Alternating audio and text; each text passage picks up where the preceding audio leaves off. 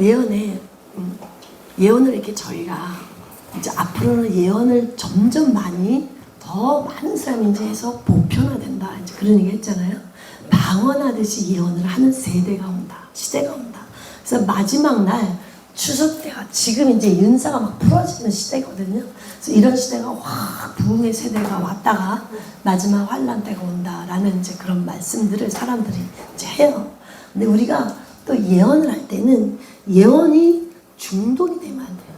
그래서 우리가 예언을 하지만 그러나 예언에 중독되게 말해주면 안 되고 예언을 뛰어넘는 그런 믿음을 갖도록 얘기를 해줘야 되는 거예요. 우리 사도행전 21장 10절에서 14절에 보면 사도 바울이 빌립 집사 집에 갔을 때에 가이사라에 있는 빌립 집사의 집에 가서 거기서 이제 예언의 아가보라고 하는 사람이 유대로부터 왔는데 그 아가보가 하는 예언에 대해서 사도 바울이 반응하는 것들이 나오죠. 그런데 그 아가보가 감사합니다. 뭐라고 예언을 해요? 네. 어떤 허리띠 하나를 들고 이 띠 인자가 앞으로 이렇게 자기 수족을 메고 이렇게 묶이고 그 다음에 이렇게 죽임을 당하게 되고 이렇게 묶이게 될 것이다. 수족이 묶이게 될 것이다. 감옥에 가게 되고 잘못하면 죽을 수도 있다. 이제 이런 거잖아요. 근데 그때 사도 바울이 뭐라 그래요? 이렇게 예언을 했는데 그 예언을 듣고 어이구 큰일 났다. 나는 이제 앞으로 감옥 가겠네? 잡히겠네? 피해가야지? 이런 것이 아니라 내가 그렇게 묶임을 당할지라도 그리고 예루살렘에 가서 죽임을 당한다 하지라도 나는 예루살렘으로 갈 것이다. 이렇게 말하잖아요. 그러니까 예언을 성취하는 것이 아니라 예언을 뛰어넘는 믿음을 그가 가진 것을 볼 수가 있죠. 그래서 어떤 그 예언에 묶이지 않도록 해야 된다. 우리가 예언을 해서 예언을 들어야 되는 것도 있지만 때로는 나의 믿음이 예언보다 더 클 때가 있어요. 그럴 때는 예언을 뛰어넘는 성취를 할 수가 있는 거죠. 근데 그 예언을 성취하는데 또 믿음이 낮은 사람도 있어요. 예언을 크게 해주는데 아유 내가 무슨 그래가지고 아유 됐어 그냥 나는 편하게 살다 죽을래요. 이렇게 할 수가 있는 거죠. 그러면 예언 그 수준이 있는데 그 예언의 수준에 못 미치는 믿음을 가진 사람들은 그 믿음을 길러주는 자꾸 그렇게 예언을 해줘야 돼요. 자꾸 해줘야 돼요. 그래서 하나님께서 당신을 귀하게 쓰신답니다. 하나님께 당신을 예언을 하랍니다. 자꾸 이렇게 말해주는 거예요. 그래서 믿음을 자꾸 키워가서 그 예언을 성취할 수 있도록 해줘야 되는 거죠. 저도 제가 이제 예언을 하다가 말았잖아요, 중간에.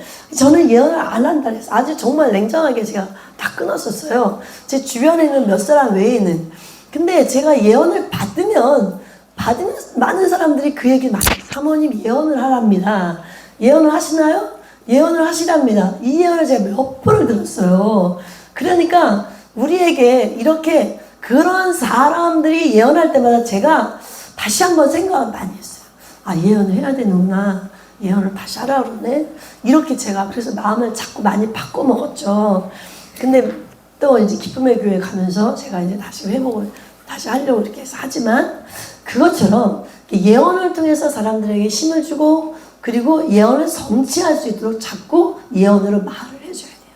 하나님께서 이걸 원하십니다. 당신은 잘 될 거랍니다. 하나님께서 당신에게 이렇게 말씀하십니다. 자꾸 말해서 그 예언을 성취할 수 있도록 믿음을 자꾸 넣어줘야 되는 거예요. 그 다음에는 이제 예언이 어떤 때는 그 잘못된 것에 대해서도 말해줘야 되죠. 이렇게 하는 것은 안 됩니다. 라고 하는 것도 말해줄 수 있어야 되죠. 그 다음에 예언보다 더 큰 믿음을 가진 사람은 그 사람의 믿음 따라 하도록 그렇게 이제 선택을 하도록 하는 거죠. 그 다음에 예언할 때 주의해야 될 게 선택하는 것들을 말해주는 게 굉장히 힘들어요. 그리고 사람들이 예언을 많이 받지만 예언의 예언을 그대로 따르지 않는 사람들도 많아요. 제가 한 번은 저한테 기도를 받으러 왔어요. 어떤 분이 그 결혼에 대해서. 근데 이분이 이혼을 하고 재혼을 하는 단계였어요. 재혼을 하는데 이분이 저한테 이제 기도를 받으러 온 거예요. 하나님, 내가 지금 이러이러한 사람을 만나서 이제 결혼을 하려고 하는데 이제 이분이 재혼이니까 되게 이제 두렵고 그리고 이제 고민이 되는 거죠. 그러니까 저한테 이제 기도를 받으러 왔는데 제가 딱 느낌에 이 사람은 결혼하면 안 되겠구나라는 마음이 딱 오는 거예요. 근데 제가 그때는 좀 더 초보였어요. 그래서 제가 말했어요. 아니요, 그분은 아닙니다. 그분하고 결혼하는 건 아닙니다. 네, 그리고 하여간 그분하고 하면 안 된다. 좀 오래됐는데 그분하고 하지 말라고 제가 딱 잘랐어요. 근데 그분이 또 기도를 받으러 왔어요. 근데 이분이 되게 의사 딸이고 돈도 많고 부자였어요. 근데 그 상대방도 굉장히 고위급, 정치적으로 고위급이었어요. 상대방은. 근데 이 상대방이 너무 조건이 좋은 거예요. 조건이 좋은 거예요. 인간적인 조건. 잘 살고 뭐하고 막 이런 조건 있잖아요. 학벌도 좋고 막 이런 거. 그러니까 이분이 놓치기가 싫은 거야. 이 여자분이. 더군다나 재혼하는데 조건이 너무 좋으니까. 그래서 저는 이분하고 하면 너무 힘들다고 너무 고생한다고 그랬는데 이분이 결혼을 했어요. 결혼했는데 결혼하고 한 번 오셨어요. 근데 이분이 저한테 와가지고 결혼을 했는데 사모님 결혼했는데 우리 남편이요 막 화를 내고요 TV 있잖아요. 텔레비를 때려 부셨다는 거예요. 어떡하네요. 내가 어떻게 하겠어요 이거를. 이미 결혼한 사람을 내가 어떻게 하냐고. 그래서 뭐 해답은 하나밖에 없더라고요. 기도하세요. 그거밖에 없잖아요. 기도하세요. 예, 그랬는데 그때는 기쁨의 교회도 몰랐으니까. 그런데 이제 그다음에 또 왔어요. 두 번째. 근데 이번에는 자기를 때렸대요. 예, 뭐 그렇게 가죠. 이게 뻔한 거 아니겠어요? 폭력적인 사람이니까. 지금 만약에 왔다면 예수 이름은 물리치고 그 폭력의 영 귀신을 쫓아내야 된다 막 이렇게 했을 텐데 그때는 그런 걸 몰라가지고 기도하세요 이거밖에 몰랐던 거예요. 그래가지고 그 외에도 많은 이야기들이 있지만 다 자르면 그래서 어쨌든 그분은 2번 결혼하고 2번 이후에는 안 오더라고요. 해답도 없잖아요. 그러니까 기도하세요 밖에 제가 얘기해 주는 것도 없고 그러니까 근데 정말 이렇게 예언을 해줘도 말 안 듣는 사람도 많아요. 고생하고 힘들고 이렇게 해도 자기가 원하는 걸 따라가는 사람이 너무나 많아요. 예언해줘도. 그래서 이제는 저는 이렇게 해요. 예언은 이렇게 하세요 저렇게 해서 내가 선택해주지 않으려고 그래요. 그냥 만약에 어떤 분들은 이제 이게 소개팅 하시죠. 요즘 중매라고 안 그러고 소개팅 하더라고요. 그 소개팅 하는 사람들도 저한테 전화해서 물어보는 사람이 있어요. A가 있고 B가 있는데 누구를 만나면 좋을까요? 이렇게 소개팅을 하기 전에 이제 물어봐요.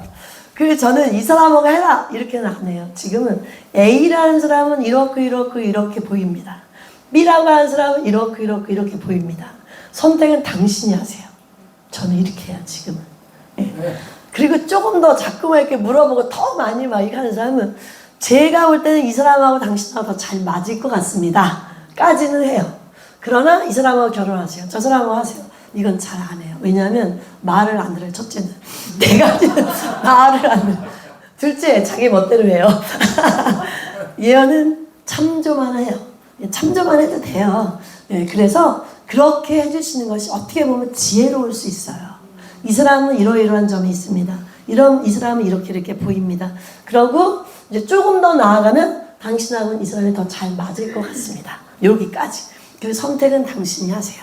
이렇게 해주면 그분이 알아서 자기가 선택을 합니다. 그래서 우리가 이런 것에 대해서 다 책임을 지려고 이렇게 하지 말고 정말 하나님께서 너무나 정확하게 이 사람하고 해라. 이 사람은 안 된다. 그러면 그거 말을 해주죠. 그러나 그거 할 때도 조심스럽게 해야 돼요. 저에게 정말 확실한 감동이 있는데 성령께서 이분하고 결혼하길 원하신답니다. 이분은 아내이기를 원하신답니다. 이렇게 말해줄 수 있죠. 그러나 그것도 되게 지혜롭게 저에게 확실하게 옵니다. 그러나 저는 이렇게만 말합니다. 이렇게 해서 그분이 그걸 참조할 수 있도록 그렇게 하시는 것이 가장 좋습니다. 네, 그리고 이렇게 A냐 B냐 C냐 D냐 이런 거 할 때는 그거에 대해서 이렇게 말해주는 거예요. 좀 이따가도 저희가 아까도 교회 저에게 그 지난번 우리 치유 집회 때 지난번 얘기했지만 치유 집회 때 그 제가 예언해 줄 때 어떤 분에게 교회에 대해서 해줬거든요. 근데 그 교회가 나왔다 그랬잖아요. 지난주에 제가 얘기했나요? 네.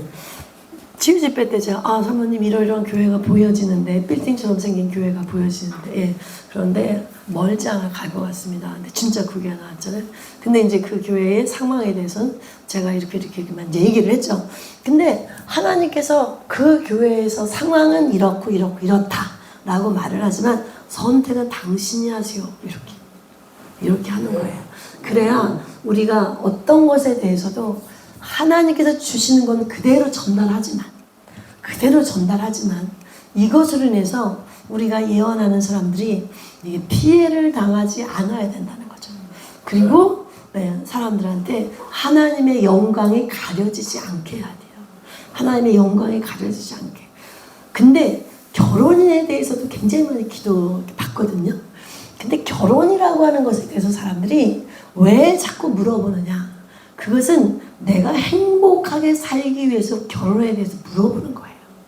근데 결혼을 하려고 할 때도 내가 행복해지기 위해서 이 사람하고 결혼할까요? 저 사람하고 결혼할까요? 이걸 너무 묻지 말고 내가 지난번에 목회자 되는 것도 말씀드렸잖아요. 주를 위해서 내가 헌신하고 주님 위해서 내가 살고 주님 위해서 죽고 이런 마음이 있을 때 목회자가 되는 것처럼 내가 가정이라고 하는 것을 꾸리면서 정말 부부가 하나가 되어서 하나님의 거룩한 나라를 가정 안에 세워가는 게 중요한 거지.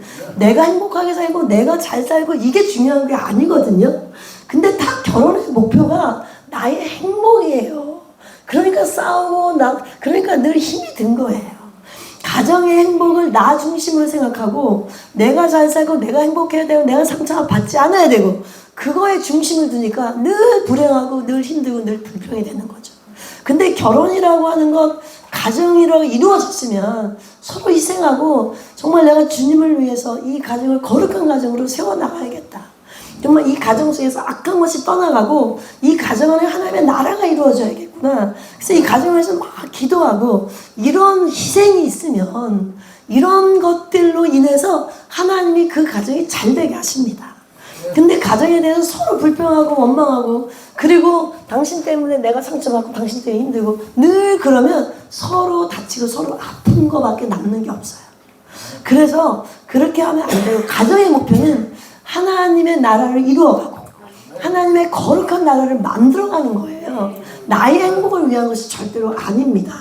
그래서 사실은 결혼에 대해서도 이 사람하고 하세요 저 사람하고 하세요 라고 말할 필요가 없는 거예요.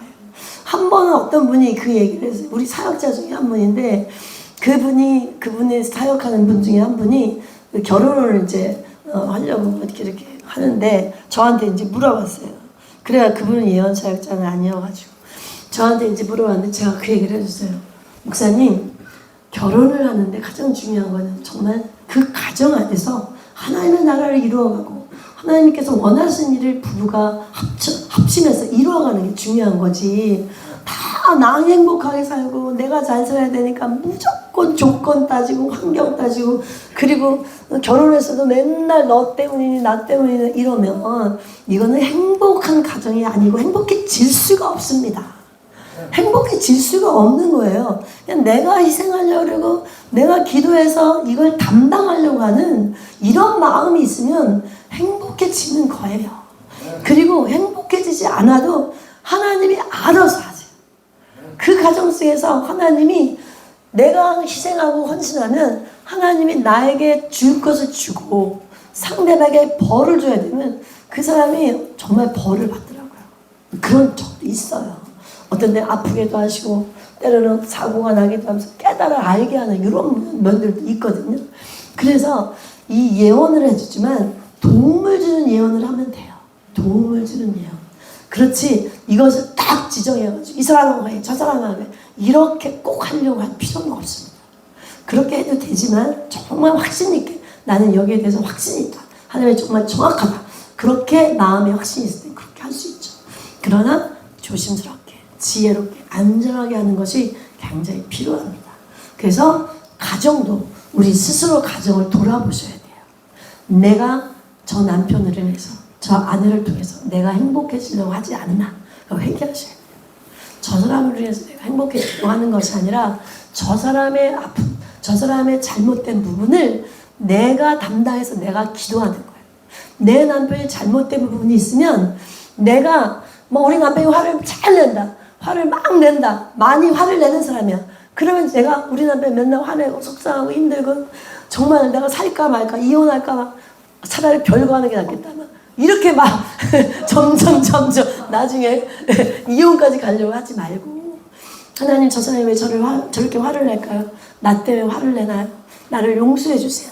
나 때문에 화내는 거라면 나를 용서해 주시고 그리고 우리 남편이 화내지 않게 해주세요. 예수의 이름으로 남편 속에 있는 화는 떠나갈지어다. 막 이게 기도를 하는 거예요. 그리고 화를 막 내면 하나님 저렇게 화를 다른 사람한테도 화를 내는데 저렇게 화를 내서 저 상대방을 마음 아프게 하는 저 사람의 죄를 용서해 주세요. 내가 대신 회개하는 거예요. 에스라서 느헤미나 이런 데 오면은 그들이 그 조상들의 죄를 회개하잖아요. 대신 회개하잖아. 우리 조상들의 죄를 용서해 주세요. 이렇게 회개하잖아요. 그것처럼 저도 옛날에 몰랐어요. 옛날에 모르고 맨날 원망은 불평하고 우리 남편 때문에 뭐 어쩌고저쩌고 맨날 이랬는데 하나님께서 어느 제가 꿈을 꿨는데 하나님이 네 자신을 좀 알라. 제가 맨날 우리 목사님 어쩌고저쩌고 근데 하나님이 나한테 그런 걸 깨닫게 하시더라고요. 꿈을 꿔서 내 마음밭을 쫙 꿈으로 보여주시는 거예요. 이 성경에 마음밭이 있잖아요. 사람만 옥토도 있지만 가시밭도 있고 돌짝밭도 있고 막 이렇게 밭들이 있잖아요. 근데 내 마음에 밭이 있더라고요. 진짜 밭이더라고요. 꿈에 봤는데 내가 마음이 딱 밭인 거예요. 그래서 여기가 분명히 난데 여기가 밭인 거예요. 그래서 여기가 쫙 하나님 보여주는 거예요. 주여 주여 나는 맨날 남만 탓했는데 원망하고 불평하고 그랬는데 하나님 내 자신을 하나님이 네 자신을 알아라. 그래가지고 제가 하나님이 근데도 한번 회개를 많이 했어요. 근데 또 다시 제정신이 돌아와가지고 막 또 원망하고 불평하고 당신 때문에 막 이랬어요. 그때 하나님이 또 너 정신 못 차리는구나. 또 한 번의 꿈을 또 꿨어요. 두 번 하나님이 꿈을 저에게 너 자신을 알라는 꿈을 두 번을 보여주셔가지고 제가 그 다음에 굉장히 회개를 많이 했어요. 그 다음에 또 제정신으로 와가지고 그런 적이 있지만 그러나 이제는 제가 그 수준으로 왔어요. 만약에 우리 남편이 뭔가 잘못했다. 그 하나님 제가 기도가 부족해서 그렇습니다. 제 기도가 부족해서 그렇습니다. 용서해 주세요. 그리고 제가 대신 기도를 이렇게 막 하는 그 수준으로 이렇게 들어오고 있어요.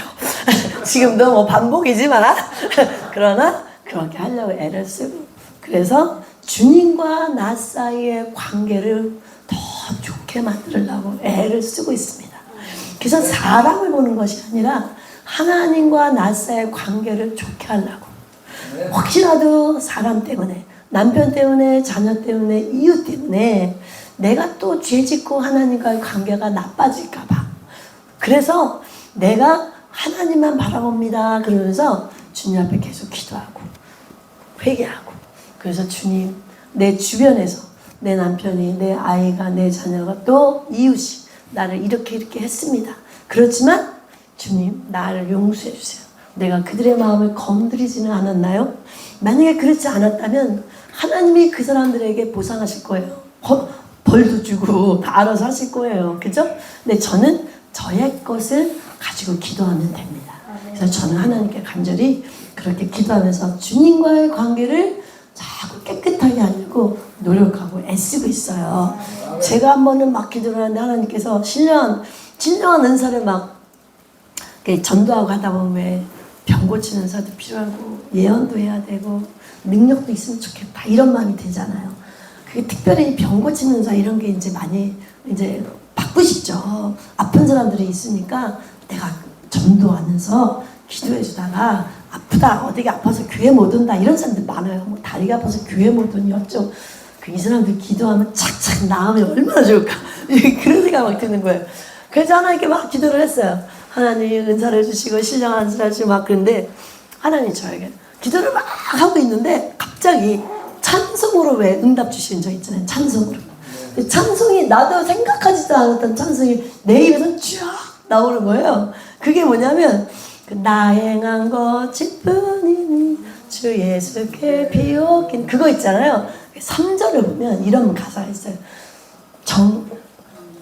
정결한 마음 그 속에서 신령한 빛이 오니까 정결한 마음 그 속에서 신령한 빛이 오니 신령한 것은 정결함에서 온다. 성경에도 물론 맞지만 찬송에도 그런 찬송이 있습니다. 근데 하나님이 그 찬송을 쫙 주시는 거예요. 신령한 걸 구하지 말고 너 정결해지기를 구해라. 정결해지면 신령한 건 저절로 열어집니다. 그래서 우리가 늘 기도, 오늘은 요거 했지만 가장 중요한 것은 제가 이 말 하려고 했던 건 아닌데 가장 중요한 것은 예언할 때 주의해서 해야 되고 안전하게 해야 된다. 그리고 이 예언을 사람들이 잘 받아들이는 사람도 있지만 거기 어떤 믿음의 수준에 따라서 받아들여요. 그래서 믿음에 따라서 어떤 사람은 받아들이고 어떤 사람은 받아들이지 못하고 또 어떤 사람은 더 뛰어넘는 사람도 있다는 거죠. 그 예언의 수준을. 그래서 여러분들이 예언을 할 때 늘 그렇게 물어보면서 짚어가면서 이렇게 예언을 하는 것이 가장 좋은 예언입니다. 제 생각에는 그렇습니다. 자, 그러면 여기까지만 할게요. 이거 꺼주시고요.